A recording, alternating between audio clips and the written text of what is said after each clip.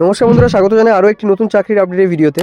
আজকের ভিডিওটা প্রত্যেকের জন্য খুবই গুরুত্বপূর্ণ হতে চলেছে, কারণ যারা পুলিশে চাকরি করার স্বপ্ন দেখেন, বিশেষ করে তাদের ক্ষেত্রে কিন্তু এই ভিডিওটা খুবই গুরুত্বপূর্ণ হতে চলেছে। এবং এই ভিডিওতে আমি পুরোপুরি A to Z আলোচনা করব, তো একদম শেষ পর্যন্ত ভিডিওটি দেখবেন, একটু স্কিপ না করে।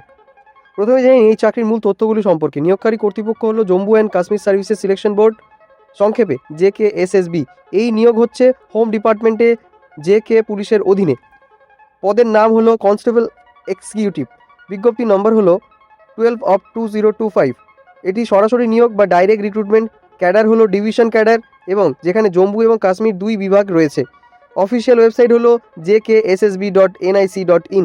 এই ওয়েবসাইটে গিয়ে আপনি সমস্ত আপডেট কিন্তু পেয়ে যাবেন। তাও আমি পুরো ভিডিওর বিবরণটা আমি দিয়ে রাখি, ঠিক আছে। এখানে মোট শূন্যপদ কতগুলি রয়েছে? জম্মু ডিভিশনে রয়েছে 934টি এবং কাশ্মীর ডিভিশনে রয়েছে 881টি।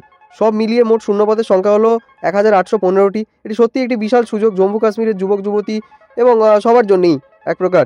এবার আসুন জেনে নিই গুরুত্বপূর্ণ তারিখগুলো। অনলাইন আবেদন শুরু হয়ে গেছে কিন্তু 19শে জানুয়ারি থেকে, এবং আবেদনের শেষ তারিখ হলো 17ই ফেব্রুয়ারি। বন্ধুরা, 17ই ফেব্রুয়ারি কিন্তু লাস্ট ডেট আবেদন করার। যোগ্যতার কাট অফ ডেট বা এলিজিবিলিটি কাট অফ ডেট 17ই ফেব্রুয়ারি 2026। মানে এই তারিখের মধ্যে আপনার সমস্ত যোগ্যতা সম্পন্ন থাকতে হবে। তাই দেরি না করে যত তাড়াতাড়ি সম্ভব আবেদন করে ফেলুন। বেতন নিয়ে একটু বলি। পে লেভেল হলো লেভেল 2। পে স্কেল বা বেতন কাঠামো হলো 19,900 টাকা থেকে শুরু করে 63,200 টাকা পর্যন্ত। এটি সপ্তম বেতন কমিশন অনুযায়ী নির্ধারিত। এছাড়াও আপনি পাবেন বিভিন্ন ভাতা এবং সুবিধা, যেমন DA, HRA এবং সব বিভিন্ন যে সরকারি যে সমস্ত ভাতাগুলো আছে, বিভিন্ন অ্যালাউন্সেস আছে, সেগুলো পাচ্ছেন সঙ্গে। শিক্ষাগত যোগ্যতার ক্ষেত্রে ন্যূনতম যোগ্যতা হলো ম্যাট্রিকুলার বা দশম পাস। ইয়েস বন্ধুরা, দশম পাশে কিন্তু আপনি হতে পারেন পুলিশ কনস্টেবল এক্সিকিউটিভ। আপনার যোগ্যতা অবশ্যই 17 ফেব্রুয়ারি 2026-এর আগে সম্পন্ন হতে হবে। ডকুমেন্ট ভেরিফিকেশন বা সার্টিফিকেট যাচাইয়ের সময় আপনার সার্টিফিকেট কিন্তু প্রয়োজন হবে, তাই কাগজপত্র কিন্তু অবশ্যই প্রস্তুত রাখতে হবে। এই চাকরির জন্য আপনার অবশ্যই কিছু কিছু ক্রাইটেরিয়া বা কিছু কিছু জিনিস ফলো করতে হবে। প্রথমত হচ্ছে কি, আপনাকে ওই এলাকার স্থায়ী বাসিন্দা হতে হবে। আপনার কাছে বৈধ ডমিসাইল সার্টিফিকেট থাকা আবশ্যক। এটি ছাড়া আপনি কিন্তু আবেদন করতে পারবেন না। এবার আসি বয়স সীমা নিয়ে। গণনা করা হবে 1 জানুয়ারি 2025 অনুযায়ী। সাধারণ ক্যাটাগরির জন্য যেমন open merit, OM, SC, ST1, ST2, RRBA, ALC, IB, OBC, EWS ক্যাটাগরির ক্ষেত্রে ন্যূনতম বয়স 18 বছর এবং সর্বোচ্চ 28 বছর।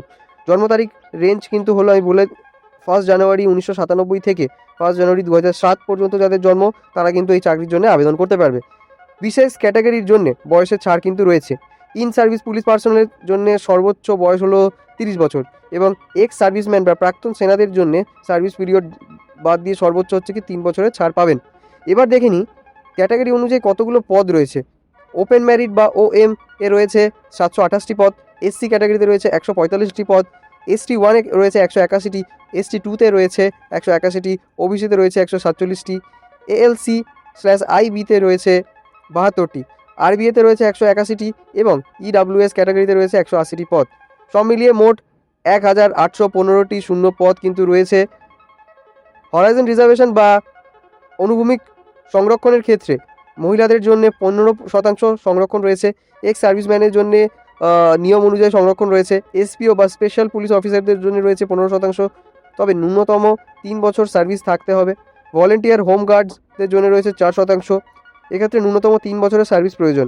তবে PWBD বা প্রতিবন্ধী ব্যক্তিরা কিন্তু এই পদের জন্য একেবারে যোগ্য নন। কিন্তু আবেদন ফি এর নিয়ে একটু কথা বলবো। আবেদন ফির ক্ষেত্রে জেনারেল, OBC, RBA এবং ALC, IB ক্যাটাগরির জন্য ফি হলো 700 টাকা। SC, ST1, ST2 এবং EWS ক্যাটাগরির জন্য ফি হলো 600 টাকা। পেমেন্ট মোড কিন্তু শুধুমাত্র অনলাইন, মনে রাখবেন। এই ফি কিন্তু কোনোভাবে ফেরতযোগ্য নয়, নট রিফান্ডেবল।